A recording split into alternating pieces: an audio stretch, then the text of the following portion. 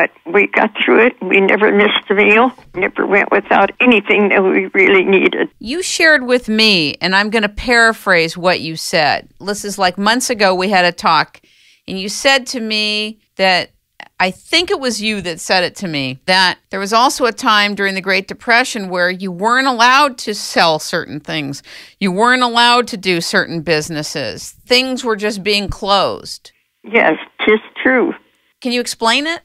Well, there was a lot of business failures because people weren't buying, and you can't pay the rent if you're not selling anything.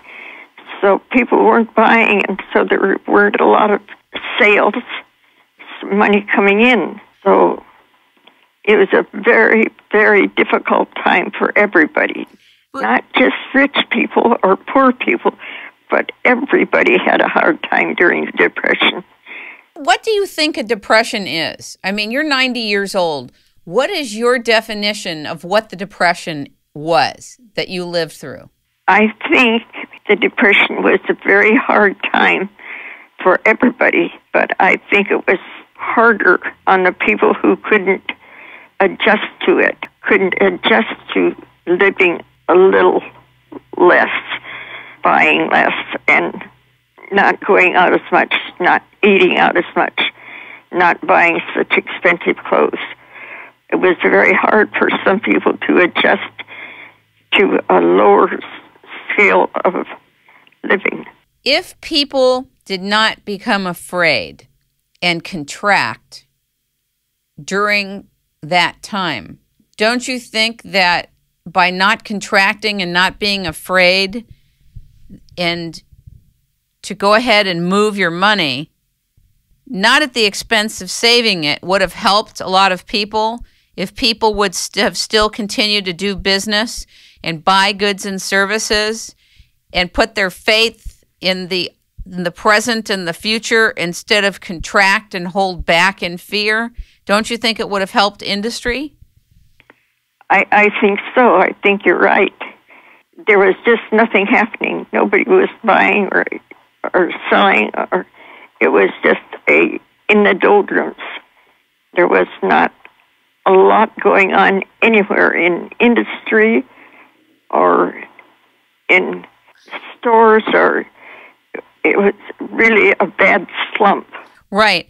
And don't you think because at that time there was more manufacturing here, there was more retail jobs here, that jobs now have been subcontracted out to other countries, and we are in the age of industrialization, and we're in the age of computer advancement and exponentiating development with the digital age.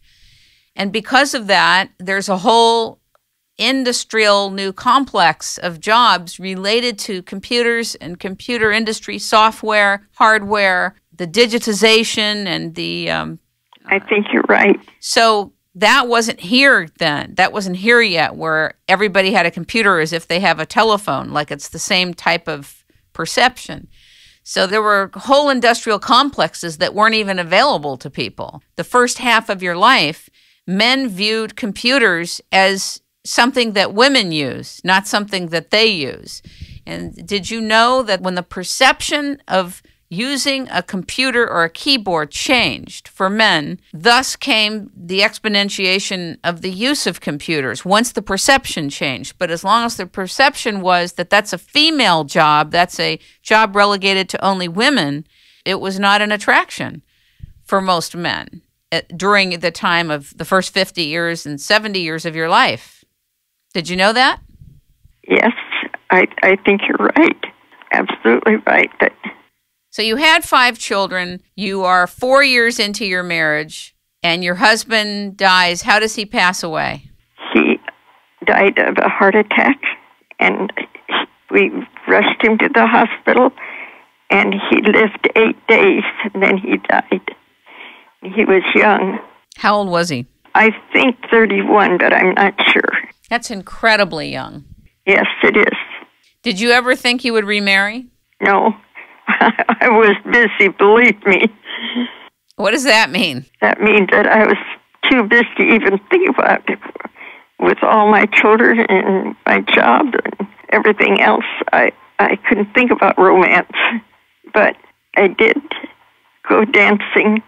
I worked at this restaurant and got off at 12 o'clock. And I didn't have a car. And this was on Lincoln Boulevard in Santa Monica. And I walked down to the beach where the dance halls were. There were 3 there in a row, right on the beach. And after I got off work at 12 o'clock, I would walk down there and dance for an hour and then walk home. But talk about your work a little bit with young teens who got pregnant mothers. Share a little bit about that. You spent many, many years helping teenagers. Talk about that. I knew that there were many, many girls who were pregnant and wanted to keep their babies, but they had no sense, nowhere to live, and no place to, they couldn't work after so long. So I opened up my own house and I had 2 or 3 pregnant girls there. And then more kept coming and more kept coming. So I got one house, and at the end I had 10 houses, and over 1,000 babies were born at these houses. I would go from house to house and see that everything was in order, that you had enough food. One morning early, I usually visited them in the afternoon, but one morning early I went, and at this house, instead of one girl in the bedroom, there was one girl and one man in each bedroom. So then I made a rule that there could be no men at all that could come on the premises. So that made it very difficult for the girls because they wanted their boyfriends. But I had to make the rule because it wasn't a place for men to be. It was a place for pregnant women. So what ended up happening with these houses? You got done managing 10 properties and you were taking care of pregnant mothers. And then what happened? Well, I think probably that it was just too intensive. Besides, I don't know if that's when I met my husband or not. I can't remember if that was why I got out of that business or not. But I think it probably was that I met him after I closed the restaurant, that little restaurant on Pico. I would walk down to the dance hall, which is about a mile, and I met my husband there, and we fell in love immediately, and that was it. Do you miss your husband? At the dance. And then from that time, he would pick me up at the restaurant when I get off at midnight, and then we go down and dance. They closed at 1 o'clock. Maybe it's 2, I don't know, but whatever time it was. And then he'd take me to my room, which also was on Pico Boulevard. And that went on for some time, and then we got married and lived happily ever after. At 90 years of age, you've had a quadruple bypass, and your life has become more day-to-day, more focused on the day-to-day. Am I correct? I think so. Is there something that some things you can share with audiences about what it is to be 90 today and wisdom that you can share with us?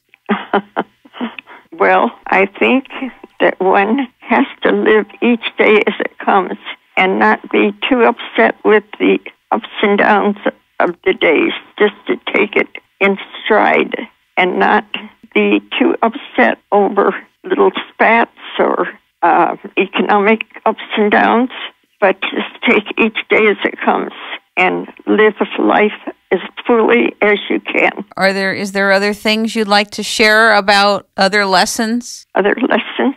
I think we should strive to be happy. It's no use having this wonderful life if we're unhappy all the time. So do things that make you pleased. Do things that you can accomplish, that you know that you did something worthwhile during the day. Not just live the day, but make it a day worth living.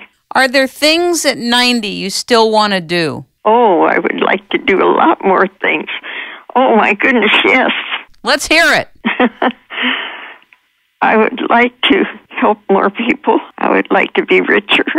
I would like to be of more worth to this world. What do you mean?